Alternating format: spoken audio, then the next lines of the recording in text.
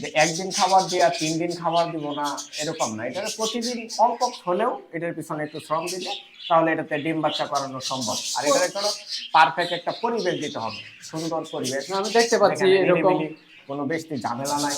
আমি এই জায়গায় এইভাবে হইলে সবচাইতে সুন্দর হবে। জি, আমি এই জায়গায় দেখতে পাচ্ছি শুকনা গাছ দেওয়া আছে এবং গাছের ভিতরে হাড়ি ঝুলানো আছে।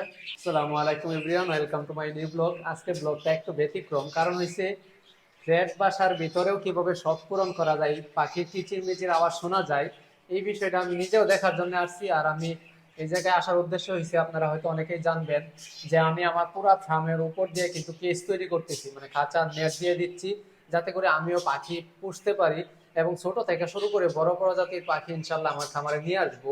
ওই উদ্দেশ্যে ভাইয়ের কাছে আসছি। ভাই কিন্তু অনেক শৌখিন লোক, উনি ফ্ল্যাট বাসার ভিতরেও কিভাবে পাখির সেট আপ করছে ওই বিষয়টা আপনাদের মাঝে তুলে ধরবো। এবং যারা অল্পতে এবং ছোট পাখি দিয়ে শুরু করতে চাচ্ছেন, আশা করি এই ভিডিওটা দেখলে অনেকটাই ধারণা পেয়ে যাবেন। চলেন দেখা যাক।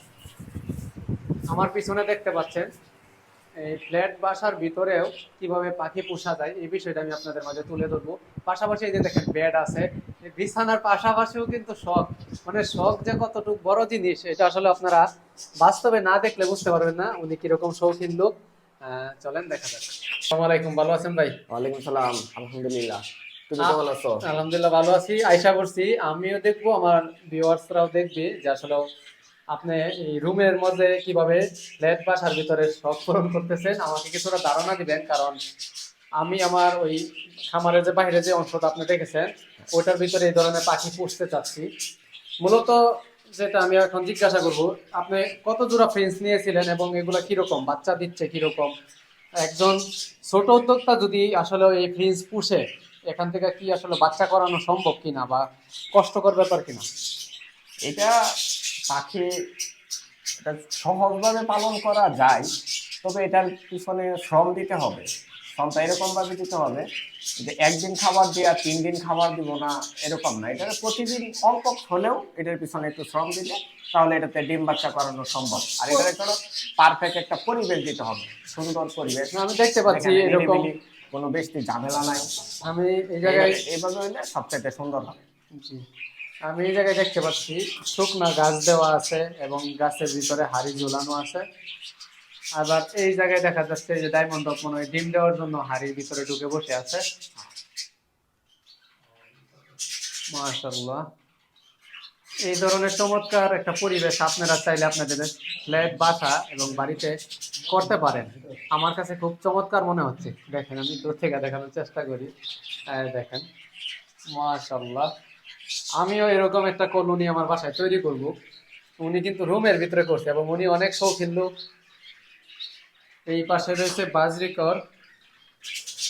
সাধারণত এগুলারে কতক্ষণ সময় খাবার দেওয়া লাগে? মানে একটা লোক যদি এগুলা পালন করতে চায় তার এই বাজরিগকে সকাল বিকাল কতক্ষণ সময় দেওয়া লাগবে? এটা কলোনি আকারে করলে আমি প্রতিদিন এটার পিছনে 5 মিনিট সময় দিই। মাত্র 5 মিনিট? মাত্র 5 মিনিট প্রতিদিন সময় দিই। 5 মিনিটের জন্য খাবার আর পানিটা দিয়ে যতক্ষণ, এছাড়া আর করতে হয় না। তো মাসে বা 15 দিনে ওইটার লিটারটা পরিষ্কার করি নিচে।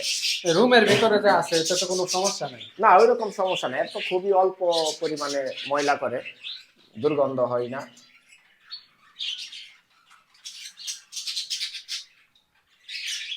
মাশাআল্লাহ, কালার গুলা চমৎকার, হলুদ কালার। এই যে বাসার ভিতরে ঢুকে বসে আছে, সম্ভবত ডিম বাচ্চা দিচ্ছে। আমার এই খামারটাতে আসার উদ্দেশ্য হয়েছে কারণ আমিও এরকম একটা সেট আপ দিব। আমি একটু দূর থেকে পুরো সেট আপটা দেখানোর চেষ্টা করি।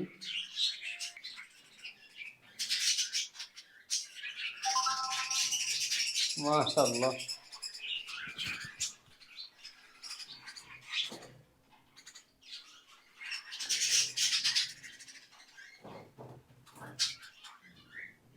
এই ঘুঘু পাখিগুলো তো মনে হয় প্রত্যেক 1-1.5 মাস পর পর বাচ্চা দেয়। এগুলো কবুতরের মতোই 45 দিন ধরে ওই ডিম দেয়, বাসা দেয়।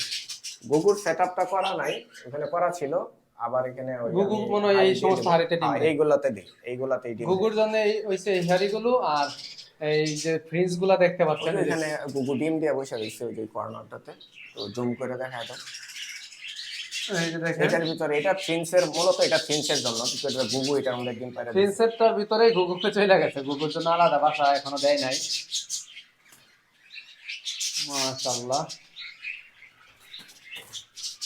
বন্ধুরা, আসলে আমারটা দেখার উদ্দেশ্য বা এই শৌখিন একটা পাখির প্রজেক্ট দেখার উদ্দেশ্য এটাই, উনি আসলে ওনার শখটা কিভাবে পূরণ করতেছে এবং এগুলার রক্ষণাবেক্ষণ কিভাবে করতেছে এই বিষয়ে জানার জন্য, যেহেতু আমিও পাখি পুষবো এবং উনি ফ্ল্যাট বাসায় করতেছে, এটা বিশেষ করে আপনাদের দেখানোর জন্য। যারা ঢাকা শহরে আছেন, বিভিন্ন কিছু পুষতে পারতেছেন না, ময়ূর পিছেন অন্য বড় ধরনের পশু পাখি পুষতে পারতেছেন না, তারা চাইলে এরকম ভাবে ছোট্ট একটা খাঁচা তৈরি করেও আপনারা এই ধরনের পাখির কিচিরমিচির আওয়াজ, একটা প্রাকৃতিক যে পরিবেশ, প্রাকৃতিক যে পরিবেশ, এটার কিন্তু আপনারা অনুভূতি পাবেন ইনশাল্লাহ। আশা করি এই ধরনের একটা সেট আপ যদি দিতে পারেন। দেখেন ছোট্ট ছোট্ট পাখিগুলো আমার পেছনে কিভাবে খেলা করতেছে। তো বন্ধুরা, আজকের মতো এই পর্যন্তই। আসসালামু আলাইকুম।